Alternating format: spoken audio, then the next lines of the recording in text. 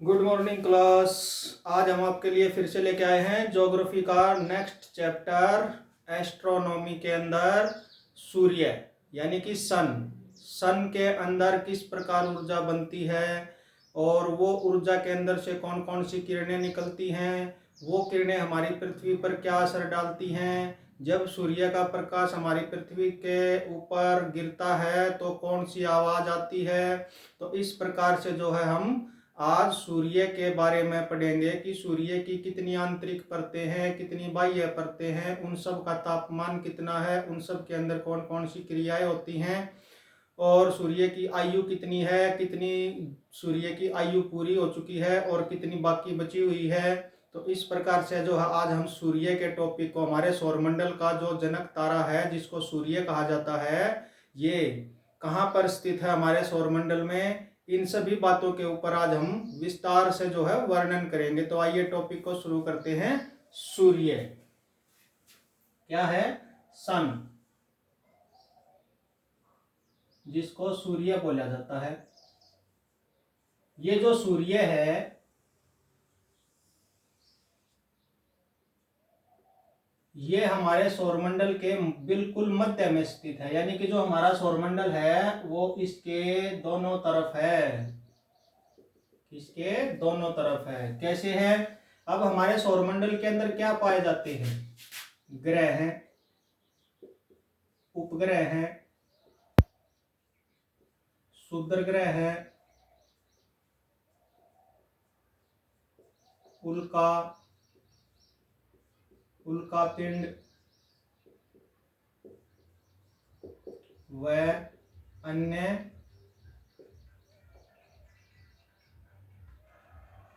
ठीक है। इस प्रकार से हमारे सौरमंडल के अंदर जो है ये चीजें पाई जाती हैं। ये सारी की सारी ऑब्जेक्ट हैं, जो सारे के सारे ऑब्जेक्ट हैं ये सूर्य के दोनों तरफ हैं, यानी कि ये सूर्य की परिक्रमा करते हैं। यहां मान लो अगर हमारा बुध ग्रह है तो वो सूर्य की परिक्रमा करता हुआ इस साइड भी आ जाएगा, एक दिन यहां से जाते हुए वापस वहां भी पहुंच जाएगा। तो इस प्रकार जो सूर्य है वो हमारे सौरमंडल के बिल्कुल केंद्र में स्थित है, ठीक है। और हमारे सौरमंडल के जितने भी ऑब्जेक्ट हैं, ठीक है, यानी कि सौरमंडल में पाए जाने वाले जितने भी पदार्थ हैं वो सभी दो प्रकार की गतियां करते हैं, घूर्णन गति और परिभ्रमण गति। तो ये सारे के सारे ऑब्जेक्ट हैं, ये जो है सूर्य के चारों ओर चक्कर लगा रहे हैं, इसको बोलते हैं परिभ्रमण गति। और इसके अलावा ये सभी के सभी ऑब्जेक्ट हैं जो ये अपने अक्ष के ऊपर भी घूम रहे हैं, ठीक है, इसको बोलते हैं कौन सी गति? घूर्णन गति, रोटेशन, अपने ही अक्ष पर लट्टू की भांति घूमना।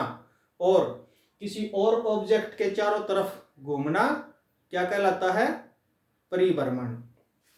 तो अब हम आज जो है अपने सौरमंडल के किसी अन्य ऑब्जेक्ट को छोड़ो, मेन जो हमारा सौरमंडल का ऑब्जेक्ट है सूर्य, जो इस सौरमंडल के अंदर एक जीवनदाता का कार्य करता है, हमारा जनक तारा है, इससे हमें ऊर्जा मिलती है और उस ऊर्जा के सहारे ही हमारा जीवन संभव हो पाता है। तो जो ये सूर्य होता है ये क्या है? ये क्या है? एक जनक तारा है। क्या है? जनक तारा, यानी कि हमारे सौरमंडल का जनक तारा है। इससे निकलने वाली प्रकाश की किरणें या ऊर्जा की किरणें जो है सौरमंडल के अन्य ऑब्जेक्ट तक पहुंचती हैं, जिसके कारण वहां पर हमें कुछ भी पदार्थ जो है, किसी भी चीज को हम देख सकते हैं, उसकी ऊर्जा से हमारे शरीर को ऊर्जा मिलती है और बहुत सारे कार्य जो है इसकी ऊर्जा से होते हैं। अगर ये नहीं होता तो इस सौरमंडल के अंदर जीवन संभव नहीं होता। तो इसलिए इसको जनक तारा कहा जाता है। सूर्य भी क्या है? एक तारा है। कैसा? अन्य की भांति। जैसे हमारे आकाशगंगा के अंदर बहुत सारे लाखों करोड़ों तारे हैं, एक आकाशगंगा में 100 अरब तारे पाए जाते हैं, उनमें से एक सूर्य है। उन सब को हम तारे बोलते हैं। क्या बोलते हैं? तारे, क्योंकि उनको बहुत दूर है हमारे से। हमारा सबसे नजदीकी तारा कौन सा है? सूर्य, ठीक है। उन तारों से हमें ना प्रकाश मिलता, ना वो हमारे किसी काम आते, इसलिए हम उनको जो है सबको एक श्रेणी में रखते हैं, जिनसे हमें कोई वास्ता नहीं होता उन सबको एक श्रेणी में रख देते हैं। आम, जैसे हम जिसको जानते हैं उसका एक प्रॉपर नाम होता है, जहाँ हम रहते हैं वहाँ पर हमारा संबंध ज़्यादा होता है, और जिसको नहीं जानते वो हमारे लिए एक आम जनता की भांति होता है। उसका नाम भी नहीं जानते इसलिए बोल देंगे कुछ नहीं, दुनिया है, आम जनता है। तो उसी प्रकार जो है ये तारे हैं, इनसे हमें कोई वास्ता नहीं, नाम नहीं, तो प्रकाश मिलता ना, ऊर्जा मिलती ना, कुछ मिलता। ये हमारे से बहुत दूर हैं, इनका हमारे से कोई संबंध नहीं है, इसलिए ये सारे के सारे तारे तारे ही कहलाते हैं। जबकि सूर्य का हमने अपना जो तारा है, जनक तारा है, जिससे हमें ऊर्जा मिलती है, प्रकाश मिलता है, उसका नाम हमने रख दिया सूर्य। ठीक है, हमारा जीवनदाता, हमारा जनक तारा सूर्य। ये जो सूर्य है इसकी जो उम्र है वो 15 करोड़ वर्ष, 15 अरब वर्ष, कितनी, 15 अरब वर्ष। हमारा जो सूर्य है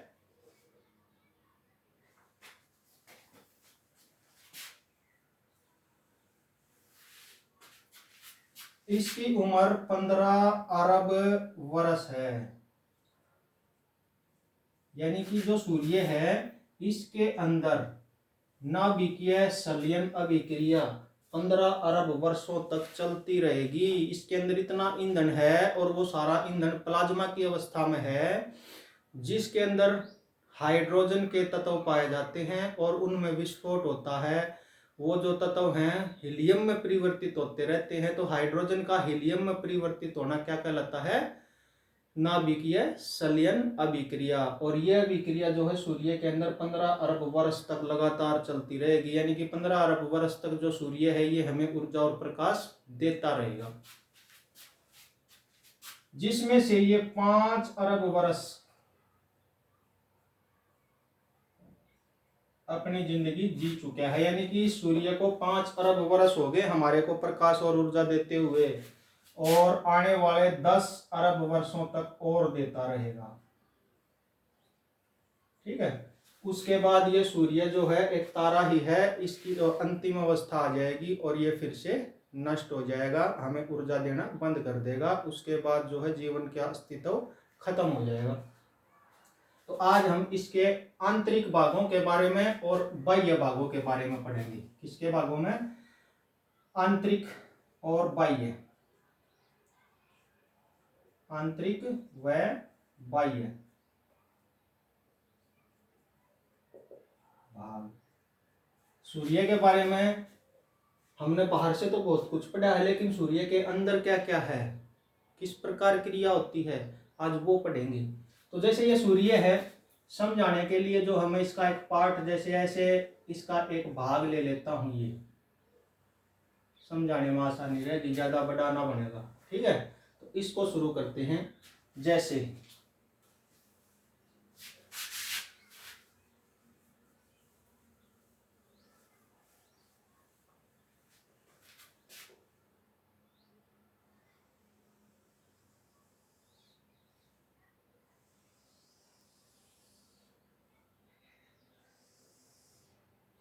ठीक है, सूर्य का हमने एक चौथा हिस्सा समझाने के तौर पर ले लिया भाई। ये है हमारा सन, क्या है, सन। अब देखो ध्यान से,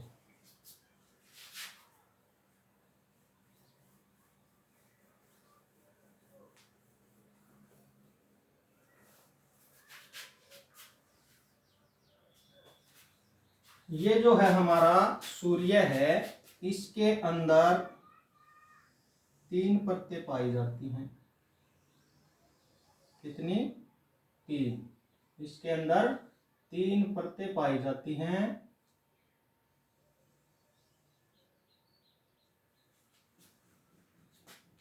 आंतरिक भाग, इसको क्या बोलते हैं, आंतरिक भाग।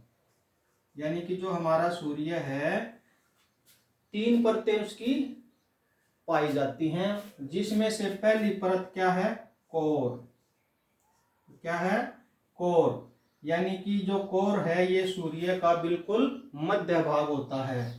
इसके अंदर हाइड्रोजन और हीलियम पाई जाती है, और इसके हाइड्रोजन और हीलियम के बीच में हाइड्रोजन के जो अणु हैं उनके अंदर कौन सी क्रिया होती है? संलयन अभिक्रिया। कौन सी क्रिया होती है? संलयन अभिक्रिया। और इसके अंदर जो हाइड्रोजन पाई जाती है वो किस अवस्था में पाई जाती है? प्लाज्मा अवस्था में। तो जितना भी ईंधन है सूर्य के अंदर वो सारा उसके कोर के अंदर स्थित होता है। जब इस कोर के अंदर हाइड्रोजन हीलियम में परिवर्तित होती है, किस विधि से? संलयन विधि से, संलयन अभिक्रिया के माध्यम से, तो इसके अंदर से बहुत ज्यादा मात्रा में ऊर्जा निकलती है, और ये सारा का सारा ईंधन जो है ये प्लाज्मा की अवस्था में पाया जाता है। जब ये ईंधन बहुत ज्यादा मात्रा में इकट्ठा हो जाता है तो इसकी कोर को छोड़कर इसके दूसरे भाग में प्रवेश कर जाता है। किसमें? रेडिएक्टिव जोन में।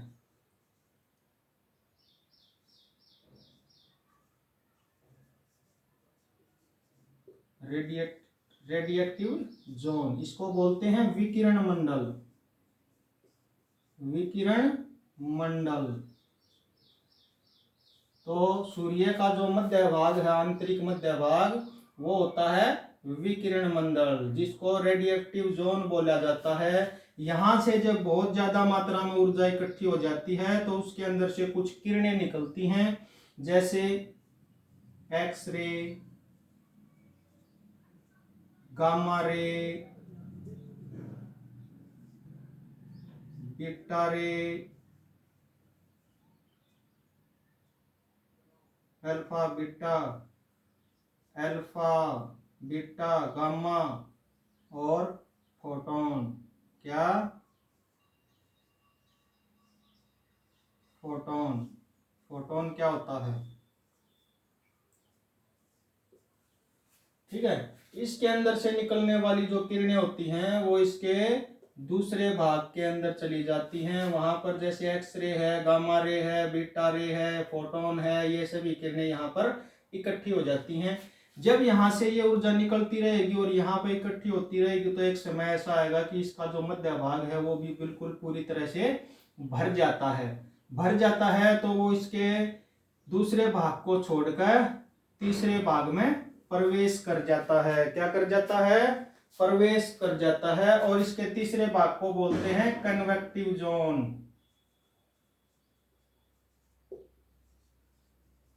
कन्वेक्टिव जोन यानी कि संवहन मंडल।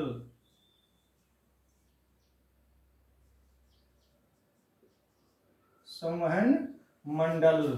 इसके अंदर क्या होता है? ये जो किरणें होती हैं ये तीसरे भाग में आने के बाद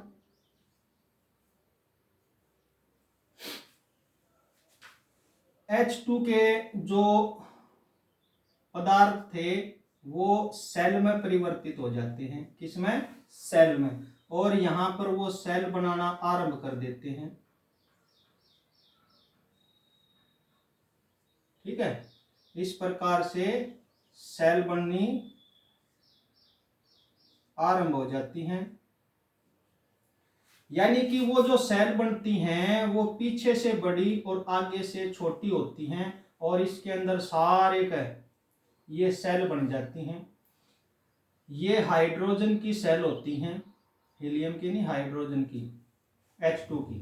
H2 की जो सेल होती हैं ये इस अवस्था के अंदर आ जाती हैं और इसके तीसरे भाग को यानी कि कन्वेक्टिव जोन को, संवहन मंडल को पूरी तरह से भर देती हैं।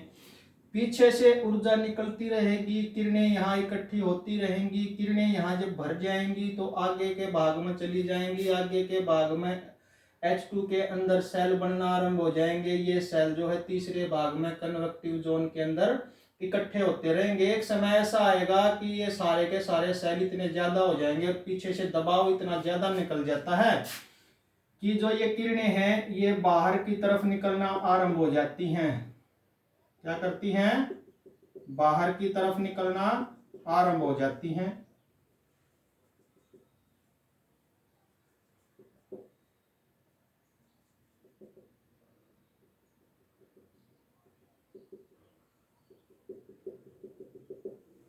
ठीक है। इस प्रकार से जब कन्वेक्टिव जोन को छोड़कर किरणें जो है इसको तोड़कर बाहर की परत को छोड़कर इसके अंदर से बाहर निकलना आरंभ हो जाती है, और बाहर है हमारा सौरमंडल। हमारे सौरमंडल में हम रहते हैं पृथ्वी के ऊपर।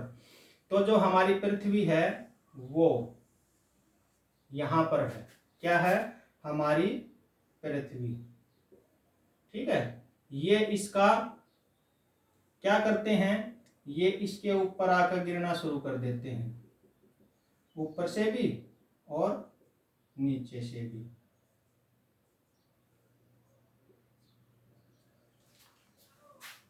अब जब ये किरणें सूर्य के भाग को तोड़कर बाहर निकलती हैं तो इनमें से कुछ किरणों का तापमान या कुछ किरणों की जो शक्ति है, पावर है, वो बहुत ज्यादा होती है और कुछ की बहुत कम होती है।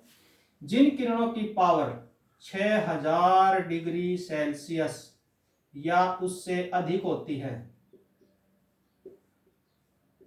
उनको सूर्य अपने गुरुत्वाकर्षण के कारण अपने तरफ नहीं खींच पाता और वो इसके गुरुत्वाकर्षण को छोड़कर बाहर निकल जाती हैं। लेकिन कुछ किरणें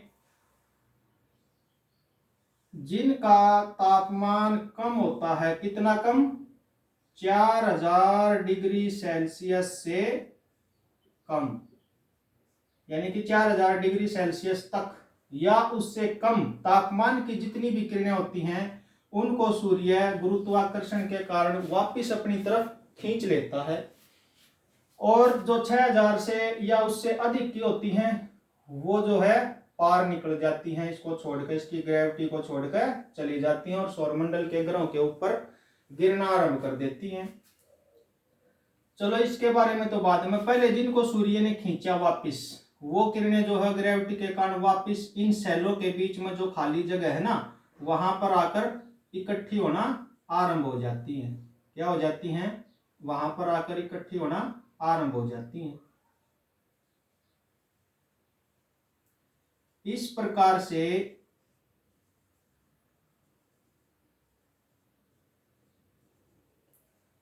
0 डिग्री से लेकर और 40 डिग्री तक ये जो है इसके अक्षांश के ऊपर आकर इकट्ठी होना आरंभ हो जाती हैं, जिसको सोलर सपोर्ट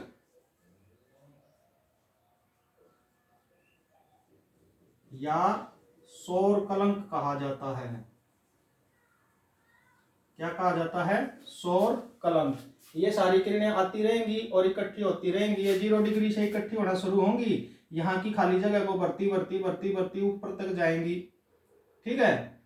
ऊपर तक जाएंगी तो क्या होगा, यहाँ पर एक काले रंग का, हमें सूर्य के चारों तरफ एक काले रंग का धब्बा दिखाई देता है, काले रंग की एक पट्टी दिखाई देती है। वो क्या होती है? जब हम सूर्य की तरफ देखते हैं तो उसके शुगर देखा हमने काली काली धारी ही दिखाई देती है, वो होती है सोलर स्पॉट या सौर कलंक।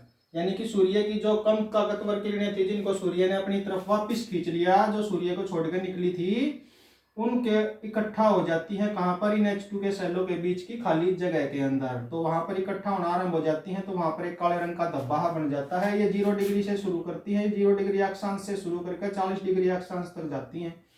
इस प्रकार जब ये बनती रहेंगी ऊपर जाती रहेंगी तो इस अवस्था के अंदर यहां से 0 से 40 तक जाने में इनको 5.5 साल का समय लगता है। कितने साल का समय लगता है? 5.5 वर्ष का समय लगता है। अब जब ये इसके संपर्क में आ जाती हैं तो अंदर का तापमान ज्यादा होता है, उसके तापमान में जो है ये वापिस से तापमान बढ़ने के कारण ये है यहाँ से बढ़ना शुरू होंगी, ऊपर तक बढ़ती जाएंगी, नीचे की घटती जाएंगी तापमान के अंदर अकॉर्डिंग। ये जो है वापिस से चमकदार होता चला जाएगा। तो इसको यहाँ से बनकर शुरू होता है, 5.5 साल तक बनता रहेगा, इस प्रकार बढ़ता रहेगा। कहाँ तक बढ़ेगा? 0 डिग्री से लेकर 40 डिग्री अक्षांश तक बढ़ता रहेगा। फिर जब ये यहाँ तक 40 डिग्री तक भर जाता है तो नीचे का भाग खाली हो जाता है वापस, क्योंकि तापमान के कारण जो है ये फिर से ताकतवर या अधिक शक्तिशाली पावरफुल हो जाती हैं। तो फिर ये वापस नीचे आना शुरू कर देता है बनता बनता, और वापस नीचे आने में भी इसको 5.5 साल का समय लगता है। तो इस प्रकार एक सन सपोर्ट को पूरा होने में, यानी कि एक सन सपोर्ट कब पूरा होगा? 5.5 साल उसको जाने में लगे, 5.5 साल उसको वापिस आने में लगे, टोटल 11 वर्ष लगे। कितने लगे? 11 वर्ष। तो 11 वर्ष के अंदर जो है एक सन सपोर्ट क्लियर होता है। एक सन सपोर्ट कब पूरा होता है? 11 वर्ष में। और हमारी पृथ्वी के ऊपर शोधकर्ताओं की थ्योरी के अकॉर्डिंग 2013 में, इसमें 2013 में 13 सन सपोर्ट साइकिल पूरे हुए थे। सन सपोर्ट साइकिल पूरे हो चुके हैं। अब जो चल रहा है, ठीक है, कितने हो गए थे? 2013 में 23 हो गए थे भाई, नहीं 13। 2013 में 13 सन सपोर्ट साइकिल पूरे हो गए थे।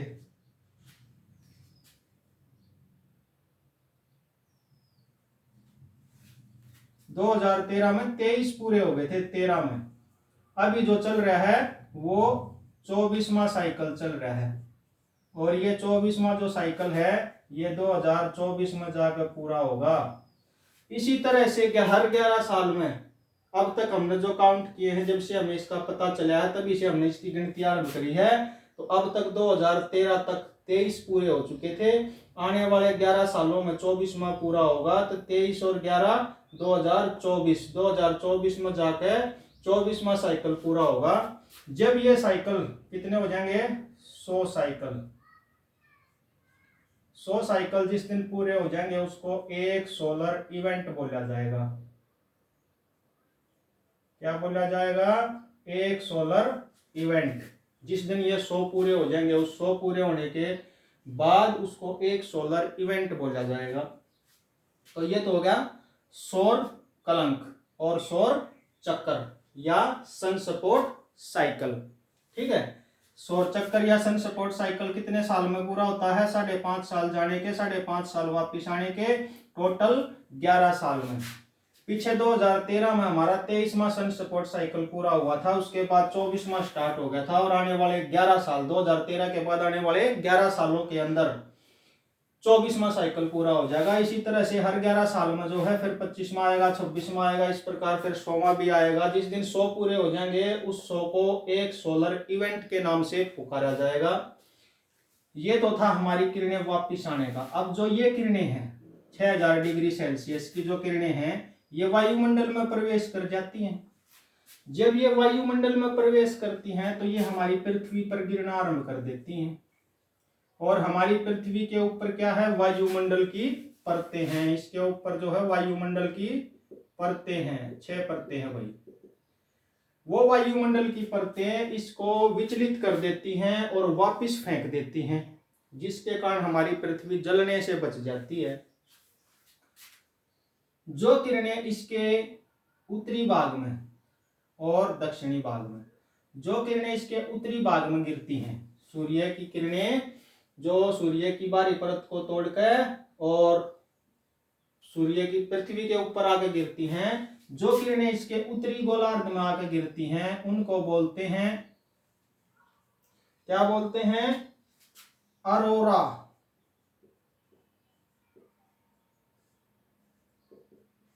बोरियोलिस।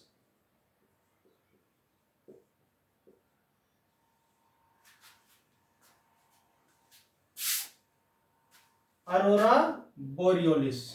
तो जो उत्तरी भाग में आके गिरेंगी उनको बोलेंगे अरोरा बोरियोलिस, और जो दक्षिणी भाग में आके गिरेंगी उनको बोलेंगे अरोरा ऑस्ट्रेशियस। क्या बोलेंगे? ऑस्ट्रेशियस।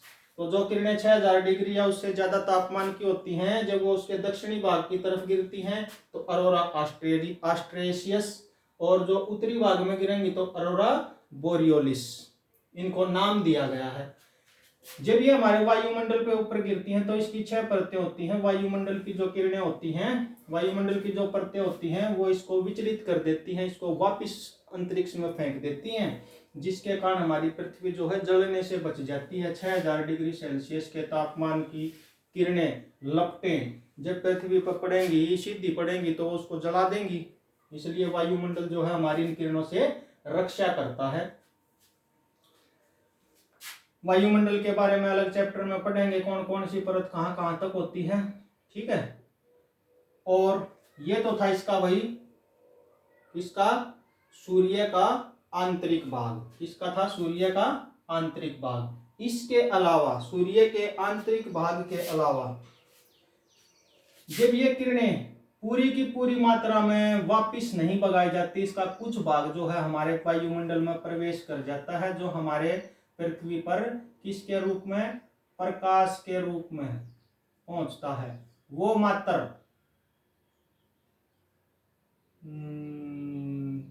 12 वो मात्र 4% प्रकाश ही पृथ्वी तक पहुंच पाता है।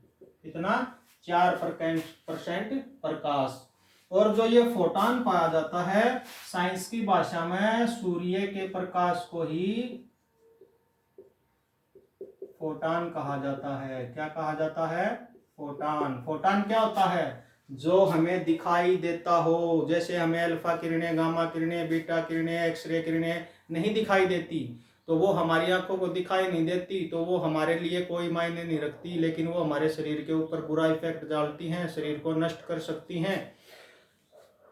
संलयन और विखंडन अभिक्रिया के अंदर ये सभी किरणें बहुत ज्यादा मात्रा में निकलती हैं और हानिकारक होती हैं, लेकिन ये हमें दिखाई नहीं देती। हमें क्या दिखाई देता है? हमें सूर्य का प्रकाश दिखाई देता है, और वो हमारी पृथ्वी तक केवल 4% ही पहुंच पाता है। और वो 4% जो पृथ्वी तक पहुंचता है, उस प्रकाश को, सूर्य के प्रकाश को साइंस में फोटॉन ही कहा जाता है। फोटॉन हमारे को दिखाई देने वाला सूर्य का भाग होता है, ठीक है। तो इस प्रकार जो है पृथ्वी तक हमारा प्रकाश पहुंचता है। इसका जब कुछ प्रकाश हमारी पृथ्वी तक पहुंचता है, तो इसके अंदर एक परत पाई जाती है वायुमंडल की दूसरी परत में, जिसको बोलते हैं ओजोन परत। कौन सी? ओजोन परत। इस 4% प्रकाश के साथ कुछ किरणें अल्फा, बीटा, गामा, एक्सरे, ठीक है, इस प्रकार की हानिकारक पराबैंगनी किरणें, वो सभी जो है ओजोन परत के द्वारा सोख ली जाती हैं, और पृथ्वी के ऊपर पहुंचने से पहले उनको रोक दिया जाता है, और हमारे तक केवल फोटोन को ही जाने दिया जाता है, जो हमारे लिए दिखाई भी देता है और लाभदायक भी होता है। जब वायुमंडल इनको वापिस फेंकता है, या ओजोन परत जब इनको सोखती है, तो इस प्रकाश के अंदर क्या पाया जाता है? 2 प्रकार की क्रियाएं होती हैं। कौन कौन सी? जब इसके ऊपर ये हरकत होती है, तो हमारे पृथ्वी के ऊपर संचार यानी कि कम्युनिकेशन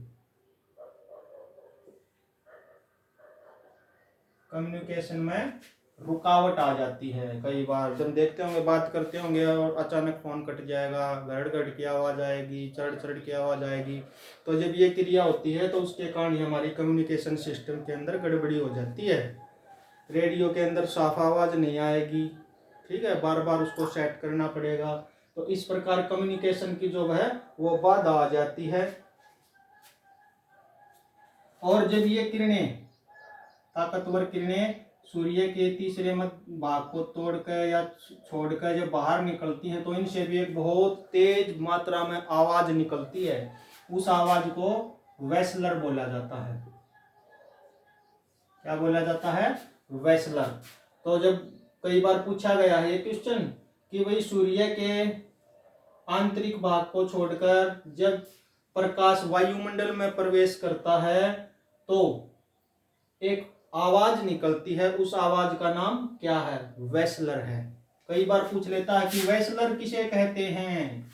अब जिसने पढ़ा है वो तो बता देगा कि सूर्य की किरणें जो सूर्य के आंतरिक भाग को छोड़कर वायुमंडल में प्रवेश करती हैं, जब वो वहां पर जाती हैं, जब हम एक गेंद भी फेंकते हैं, तो गेंद भी हमारे कान के पास से निकलेगी, तो वो भी सर्रदनी करके निकलेगी।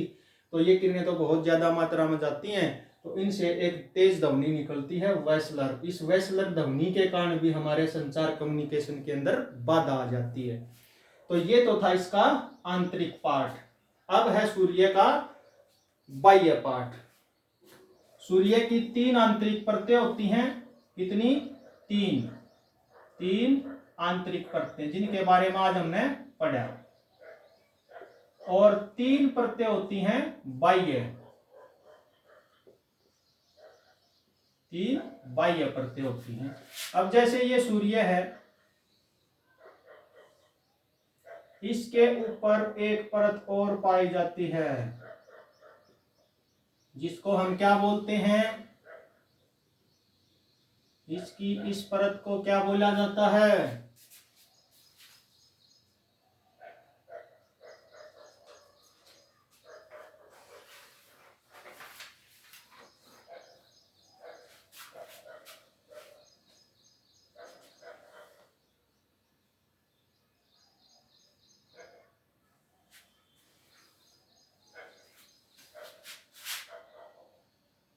इसकी इस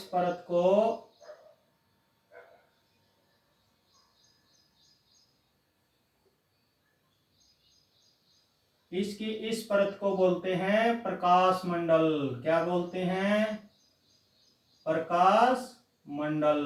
प्रकाश मंडल जो है सूर्य की बाह्य परत में से पहली परत होती है। इसके अंदर जो है प्रकाश मंडल बोला जाता है। इंग्लिश में इस प्रकाश मंडल को फोटोस्फीयर के नाम से जाना जाता है, फोटोस्फीयर। इस फोटोस्फीयर के अंदर जो है जब ये किरणें बाहर निकलती हैं तो इनका तापमान 6000 डिग्री सेल्सियस होता है और उसके अंदर कुछ फोटोन किरणें भी होती हैं जिसको प्रकाश मंडल बोला जाता है, जो हमारी आंखों को दिखाई देती हैं, फोटोस्फीयर होता है। इसका तापमान 6000 डिग्री सेल्सियस तक होता है। इसके बाद नेक्स्ट परत होती है, इस परत को क्या कहते हैं, वर्णमंडल। वर्णमंडल, वर्णमंडल को इंग्लिश में क्या कहते हैं भाई, क्रोमोस्फेयर।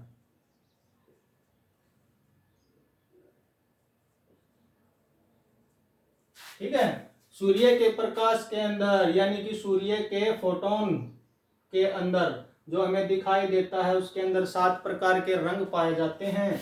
वो रंग जो है सूर्य की बाह्य परतों में मध्य भाग में पाई जाती है जिसको वर्णमंडल बोला जाता है, क्रोमोस्फेयर बोला जाता है। और इसका जो तापमान होता है 32,400 डिग्री सेल्सियस होता है। इसका वर्णमंडल का, जिसके अंदर रंग बनते हैं सूर्य के प्रकाश के अंदर, फोटोन के अंदर, जहां पर रंग पाए जाते हैं जो हमारी आंखों को प्रकाश दिखाई देता है।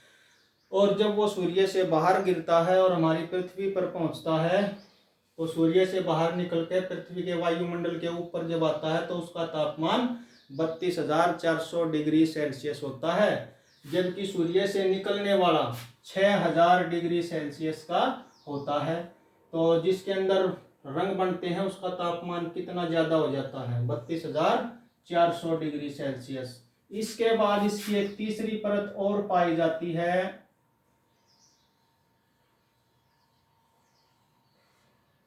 क्या है वो, कोरोना। कोरोना को किरीट या मुकुट भी बोला जाता है।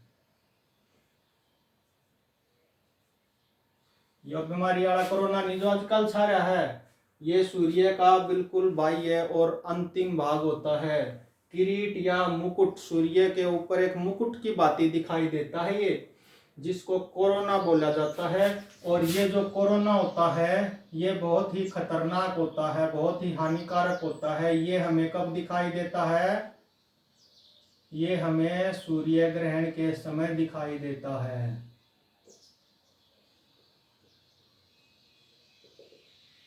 ये हमें सूर्य ग्रहण के समय दिखाई देता है भाई। जब सूर्य ग्रहण लग जाता है तो पूरे सूर्य के ऊपर ढक दिया जाता है और उसके चुगुरदे का बहुत तेज मात्रा में प्रकाश निकलता है, तब ये दिखाई देता है, इसका छठा भाग। और इसका तापमान 21 लाख डिग्री सेल्सियस होता है। कितना होता है, 21 लाख डिग्री सेल्सियस होता है। जब भी कहते हैं ना, जब भी कहते हैं कि भाई सूर्य ग्रहण लगा है तो उसको नंगी आंखों से मत देखो, उसको किसी उपकरण के माध्यम से देखो, एक्सरे लगा कर देखो, काला चश्मा लगा कर देखो, या भाई और किसी अन्य उपकरण के माध्यम से देखो।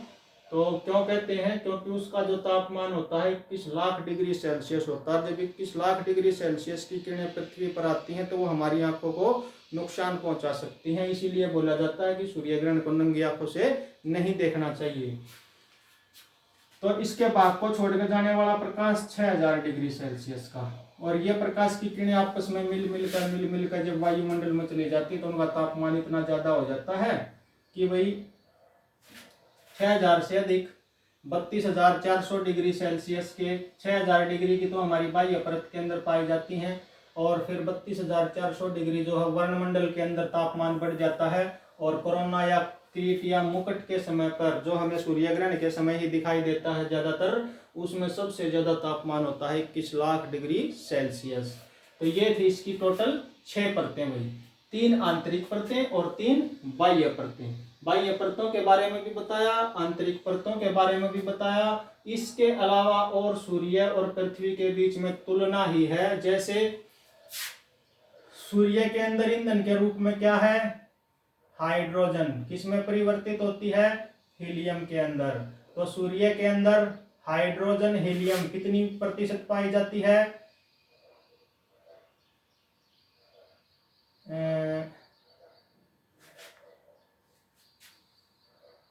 सूर्य के अंदर हाइड्रोजन 75% पाई जाती है, हीलियम 24% पाई जाती है, प्लस में 1% अन्य तत्व पाए जाते हैं।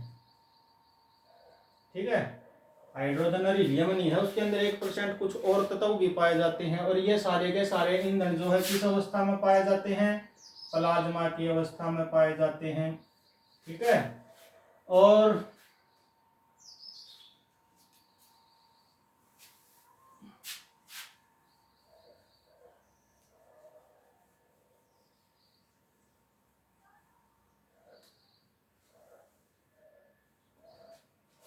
द्रव्यमान,